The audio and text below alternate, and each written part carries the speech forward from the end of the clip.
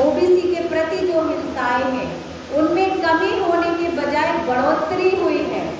Last time जो 7% तक बढ़ा था उसमें इंक्रीजमेंट 17% तक गया है। आप ये देखिए कि जहाँ सब कुछ बंद है उसमें इस तरह की जो एट्रोसिटीज है उसमें कमी क्यों नहीं आ रही है। तो ये साफ साफ ये दर्शाता है कि कहीं ना कहीं इस समाज में जिस बदलाव की बयार जो है वो बाबा साहब ने छेड़ी थी वो अभी पूरी तरीके से नहीं हुई है और उस लड़ाई को, उस कारवां को हमें आगे लेके जाना है और इसके लिए हमें बहुत बहुत अलर्ट रहने की ज़रूरत है। क्योंकि बाबा साहब ने खुद कहा था कि मैं जिस कारवां को यहाँ तक लेके आया हूँ बड़ी मुश्किलों से लेके आया हूँ। तो आपसे बस एक ही प्रार्थना है कि अगर आप उसको आगे नहीं ले जा सकते हैं तो उसको पीछे धकेलने की कोशिश ना करें। तो इसका मतलब ये है कि इस समाज से अगर हम कुछ बने हैं, संविधान की वजह से अगर हम कुछ बने, क्योंकि मैं तो ये मानती हूँ कि अगर संविधान नहीं होता तो शायद मैं आज यहाँ पर बोल नहीं रही होती। सभी महिलाओं की और खास करके हमारे मूल्यवासी महिलाओं की हालत तो और भी खराब है। तो हमेशा वो किसी न किसी रूप में जो है वो डिपेंडेंट रहती है। इकोनॉमिकली डिपेंडेंट तो है ही, वो तो सब जानते हैं।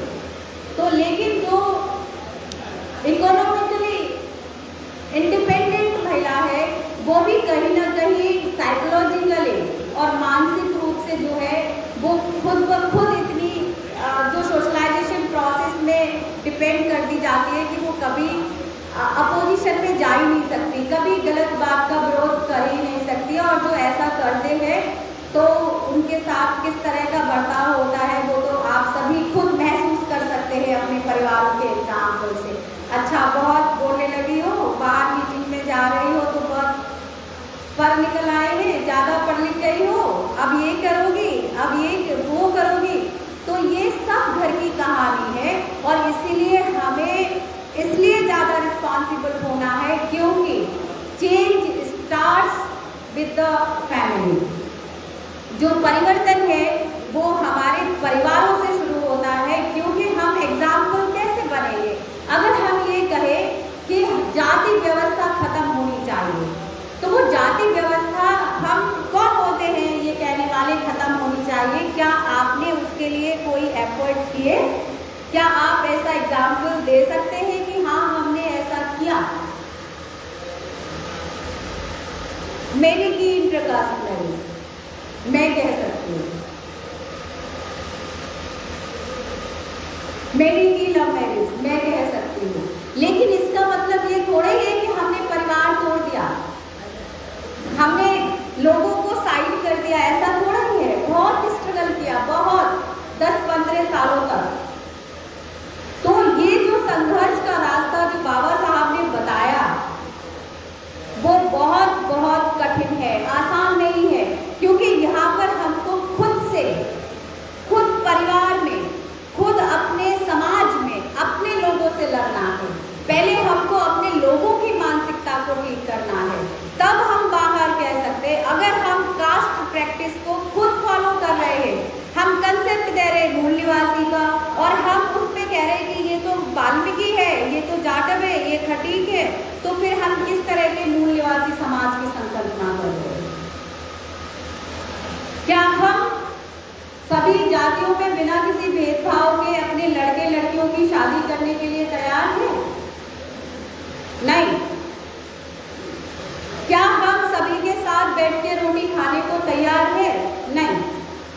तो फिर ये कंसेप्ट कहाँ है? तो हमको फिर से इस बाल सेव के राज्य अधिवेशन से फिर से ये विचार करना होगा। हमको पिछले कामों को और आगे की स्ट्रेटजी तय करनी होगी कि हम किस तरफ जा रहे हैं और कहाँ से कहाँ तक पहुँचे हैं। तो अगर उसकी शुरुआत हमसे ही नहीं हो रही है तो we are not entitled to change this society. क्योंकि लोग तो आपसे सवाल करेंगे ना, बड़े आए सुधारने वाले, खुद के घर में देखा है पहले क्या होता है। तो शुरुआत हमको अपने से करनी होगी, अपने परिवार से करनी होगी। So always I feel proud for my self. मैं हमेशा एक इंडिविजुअल के तौर पर गौरव महसूस करती हूँ कि मैं एक बहुजन समाज से बिलोंग करती हूँ, एक महिला भी हूँ और बहुत स्ट्रगल करके इस पोजीशन पर भी आई हूँ। तो लोग सुनते हैं, लोग सराहना करते, तारीफ करते हैं। क्यों करते हैं? क्योंकि एक स्ट्रगल के बाद आपने कुछ अचीव किया। अदरवाइज तो मैं सीमा अगर हूँ तो कोई इम्पोर्टेंस नहीं है मेरी। अगर मैं प्रोफेसर हूँ तो वो इम्पोर्टेंस है। Position always matters.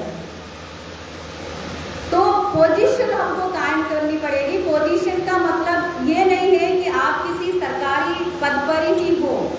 आप एक वामसेवक के कार्यकर्ता होकर के भी एक अपना स्थान इस समाज में बना सकते हैं। लोग आपको गौरव के साथ नाम ले कि यस, वो लोग हैं जो हमारे समाज को इकट्ठा कर रहे हैं, हमारे समाज के लिए काम कर रहे हैं।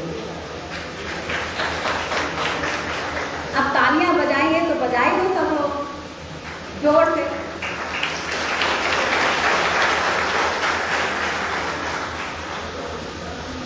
तालियां बजाने का मतलब ये है कि जो थोड़ी सी सुस्ती आ जाती है ना, वो एनर्जी में चेंज हो जाती है, क्योंकि ब्लड सर्कुलेशन हाथों से पूरे बॉडी में जो है वो एनर्जी आता है। तो मैं ये नहीं क्लेम कर रही हूँ कि मैं बहुत अच्छा बोल रही हूँ। बहुत लोगों को ये भी लग सकता है कि बहुत कॉमन बातें हैं, तो वही कॉमन बातें हमको अपने जीवन में उतारनी है। उन्हीं सामान्य बातों से हमको जो है शुरू करना है और अपनी लड़ाई को कायम करना है।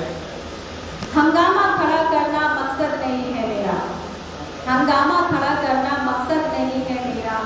कहीं ना कहीं तो आग जलनी चाहिए, तेरे सीने में न सही, मेरे सीने में न सही, कहीं तो ये आग जलनी चाहिए। तो हर दिल में, हर मन में वो आग जलानी है। ठीक है, थोड़े दिन लड़ाई होगी, घर में चेंज करना है तो आपस में झगड़े होंगे, लेकिन एक समय के बाद एक ऐसे कंक्लूजन पर पहुंचेंगे जहाँ पे we will respect each other, जहाँ पे हम एक दूसरे की बात सुनेंगे, वो घर बहुत अच्छा होगा। तो खुद अपनी सिचुएशंस को जो है वो एनालिसिस करें कि आप एक अच्छे बेटे, अच्छे हस्बैंड, अच्छे फादर हैं कि नहीं। क्योंकि ये मत कह देना आप कि हाँ जी हम तो अपने परिवार के लिए सब कुछ करते हैं। तो जो ये बात है ना कि हम सब कुछ कर रहे हैं, तो दैट इज योर रिस्पॉन्सिबिलिटी, है ना, वो समाज ने तय की है।